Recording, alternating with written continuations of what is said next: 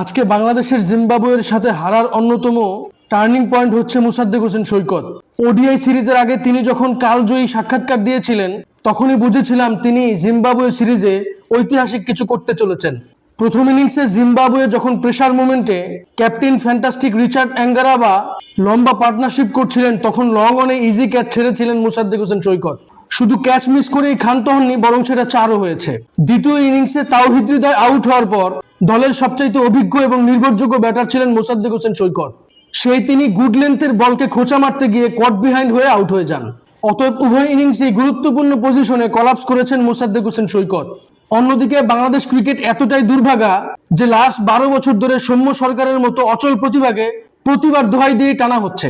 Last অস্ট্রেলিয়ার সাথে 42 run করার পর টি-20 সিরিজে ফ্লপ হয়েছেন, জিম্বাবুয়ের সাথেও তিনি রান করতে পারেননি। তিনি প্রতিবার দোহাই দিয়ে আর কতকাল চলবেন সেটাই এখন দেখার বিষয়।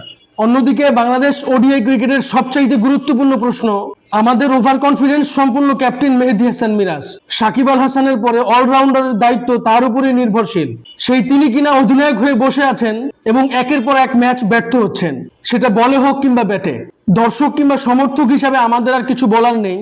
আমাদের cricket board, team selector, team ম্যানেজমেন্টরা যদি এটা মেনে নিতে পারে আমরা হয়তো সহ্য করব, আর কিছু বলার নেই।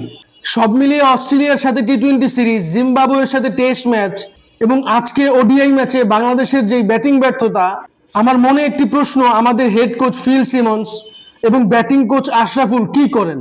যাই হোক, বাংলাদেশে আর কিছু থাকুক আর না থাকুক, আমাদের ক্রিকেট বোর্ডের 1400 কোটি টাকা আছে। এ নিয়ে আপনাদের কোনো মতামত থাকলে অবশ্যই আমার সাথে শেয়ার করবেন। ভিডিওটি ভালো লাগলে লাইক, কমেন্ট, শেয়ার, সাবস্ক্রাইব করবেন। ধন্যবাদ।